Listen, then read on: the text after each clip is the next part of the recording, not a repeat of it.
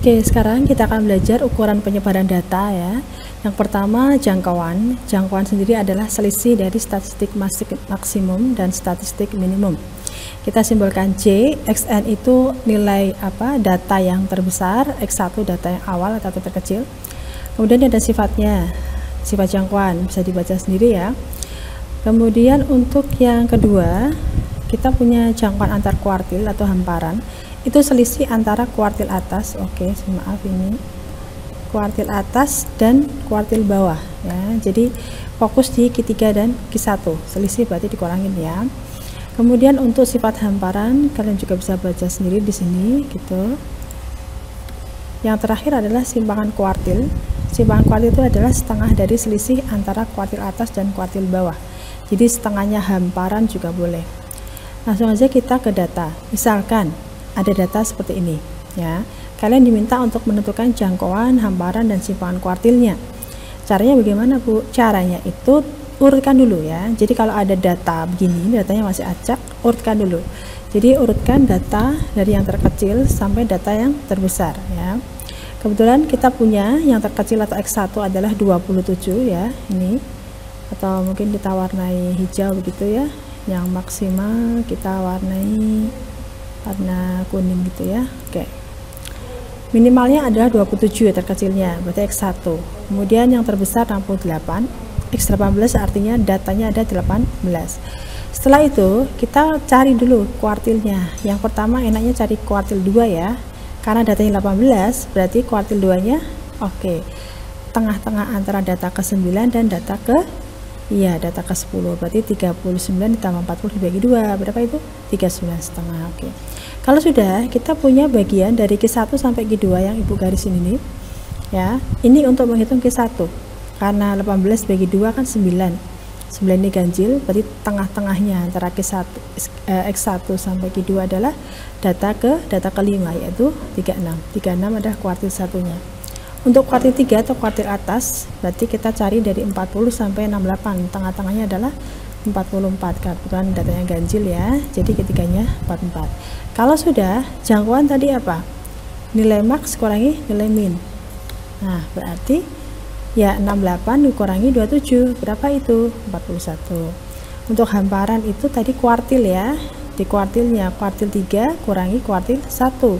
Kuartil 3-nya 44. Kuartil satunya adalah 36, berarti hamparannya 8. Sedangkan simpangan kuartil itu separuhnya hamparan atau setengah dari hamparan, ya tinggal 8 dibagi 2, itu 4. Nggak masalah ya untuk jangkauan, hamparan atau jangkauan antar kuartil serta simpangan kuartil. Nah, sekarang untuk penyebaran data yang berikutnya adalah simpangan. Nah, kita besarin aja ini ya biar kalian jelas gitu. Nah, simpangan rata-rata. Kita mulai dari simpangan rata-rata ya. Simpangan rata-rata ini ada rumusnya, SR kita simbolkan ya. Sigma ya, ini sigma XI min X bar. XI itu data ke I, X barnya rataan hitungnya. Kemudian ada juga ragam atau varians ya, atau variansi. Kita bisa menyebutnya variansi boleh, varians boleh. Nah, ini rumusnya ya. Tahu bisa ada yang bilang tahu, ada yang bilang S ya, itu tergantung populasinya seberapa. Kita pakai tahu saja. X1 min X bar dikuadratkan. Nah, bedanya apa Bu? Bedanya ini ya. Kalau simpangan rata-rata dia pakai nilai mutlak. Sedangkan untuk ragam dia itu dikuadratkan. Jadi memang positif semua ya. Ingat negatif dari nilai mutlak adalah positif ya. Misalkan min 1, nilai mutlak dari min 1 ya 1. Oke ya. Sedangkan untuk yang ragam itu sama sebenarnya, bedanya ini kuadrat, ini mutlak ya. Kemudian yang terakhir ada simpangan baku. Simpangan baku itu apa? Simpangan baku itu standar deviasi atau kemelencengan data. Nah, akar dari ragam. Berarti kalau kalian mau cari simpangan baku, cari ragamnya dulu. Ragam ketemu, kalian akarkan, ketemu simpangan baku. Ini yang data tunggal. Sekarang coba perhatikan contoh di sebelah kanan ini ya. Kita akan menentukan simpangan rata-ratanya. Oke, buat kecilkan sedikit biar kelihatan ya. Ada 10, 5, 10, 6, 8, 7, 10, 8, 9, 7. Langkah pertama apa yang kita lakukan? Iya, kita urutkan datanya dulu ya. Urutkan datanya dulu dari yang terkecil. Berarti kita punya 5, yang terbesar 10. Setelah itu apanya, Bu? Nah, ini kan ada rataan nih. Kalau kalian mencari rataan itu kan terlalu lama ya, nanti dikurangkan lagi. Lebih baik kalian lihat saja datanya. Ada 5, 6, 7, 7, 8, 8, 9, 10-nya ada 3. Menurut kalian itu tengah-tengahnya berapa? Iya, 8 ya. Tengah-tengahnya tuh 8. Berarti kita bisa kira-kira rata-ratanya itu kita bisa ambil 8. Ya, kalau saya begitu. Nah, kemudian kita lihat selisihnya. 9 dan 8 selisihnya berapa? 1. 10 ke 8 2. Ya, 7 ke 8 kurang 1 atau min 1. 6 ke 8 kurangnya 2. 5 ke 8 kurangnya 3. Nah, selisih tadi, nah ini kita bisa jumlahkan. Andai kata yang 7 ini kan kurang dari 8 kan 1. Sedangkan 9 itu kan kelebihan 1. Kelebihan 1 ini kita tutupkan ke negatif 1. Berarti ini jadi berapa? Ya, ini jadi 8, ini jadi 8, betul. Nah, sekarang ini 10 dengan 6. Ini kan 10 kelebihan 2. 6 kurang 2. Berarti kita sumbangkan ya. Ini take and give nih ya. Memberi dan give and take, sorry ya. Give and take. Pokoknya ini kita metode yang kelebihan memberi yang kekurangan. Jadi biar imbang. Ini 8 ya, maaf, ini 8. Terus mana lagi? Ini ada 4 ya. Sisanya kan kelebihan 4 nih. Yang ini kurangnya 4, ya udah sumbangkan saja, sumbangkan ke 5 dan 7. Nah, jadinya 8 semua. Sekarang kalau kita punya data itu 8 semua, itu artinya apa?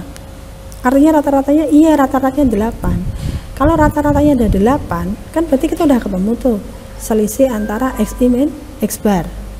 Ini tadi karena dia nilai mutlak, maaf yang atas nih, karena dia nilai mutlak berarti kan dia akan positif ya. Sama juga kalian menjumlahkan 3 tambah 2 tambah 1 berapa itu? 6 ya, tambah 1 tambah 1 tambah 2 tambah 2 tambah 2. Nah, berarti 8, 6 tambah 8 14. Nah, n-nya 10 karena ini 1 2 3 4 5 6 7 8 9 10, datanya ada 10. Berarti simpangan rata-ratanya 14 per 10 atau 7 per 5, atau kalau jadikan desimal berarti 1,4. Bisa ya. Kemudian kalau pertanyaannya itu ragam, nah sebenarnya sama, kita masih pakai yang ini ya, ragam ya. Kita lihat datanya aja, ini kan sama rumusnya, bedanya kalau ragam itu kuadrat, ya sudah, ini kita kuadratkan saja, berarti nanti 3 kuadrat tambah 2 kuadrat. Nah ini kita tambahkan, kita kecilkan lagi sedikit ya kelihatan. Oke, kita copy aja biar kalian paham. Tak taruh di atasnya ya. Nah gitu. Nah misalkan ini, nah kita gedein aja. Nah berarti kan sama sebenarnya ya, karena bedanya dia kuadrat juga, karena dia selisihnya dikuadratin. Berarti tinggal min 3 dikuadratkan, min 2 dikuadratkan, seterusnya.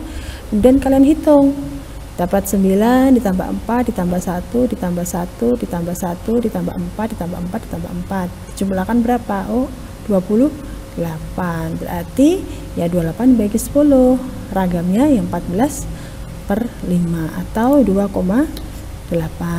Kemudian untuk simpangan baku itu kan akar dari ragamnya, ya sudah, akar dari 14 per 5 gitu saja, ketemunya 1/5 akar 70 ya. Nah bisa ya. Jadi intinya untuk simpangan baku, simpangan rata-rata, varian itu sebenarnya hampir mirip, bedanya kalau simpangan rata-rata dia nilai mutlak ya, kalau ragam itu dikuadratin, sedangkan simpangan baku itu akar dari kuadrat. Nah jadi kalau menurut saya kalian lebih suka ini, hafalkan ini ya, jadi pahami ini biar kita tidak menjumlahkan kemudian dibagi 10 kemudian dikurangi masing-masing kan lebih lama. Jadi triknya itu urutkan data dulu, kemudian kalian lihat kira-kira tuh tengah-tengahnya berapa. Setelah itu kita pakai apa ya, memberi dan menerima aja, yang kelebihan ngasih yang kurang gitu, jadi biar imbang ya dah. Kalau begini kan udah jadi, oh rata-ratanya 8 gitu. Nah itu untuk yang data tunggal. Sedangkan untuk yang data kelompok, nah sebenarnya sama rumusnya, bedanya ada FI aja. FI itu apa? Frekuensi ya. Jadi kita tambahkan di FI. Gitu saja ya. Untuk yang semua rata-rata ya XI min X bar tambahkan dengan FI. Untuk yang ragam juga XI min X bar dikuadratkan kalikan dengan FI gitu ya. Untuk yang semua 20 ya sama akar dari ini. Oke ya, bisa ya. Ibu harap kalian terus belajar ya. Belajar terus karena untuk untuk statistika itu memang karena rumusnya banyak ya, kalau tidak banyak belajar ya akan sering lupa. Jadi tetap semangat belajar.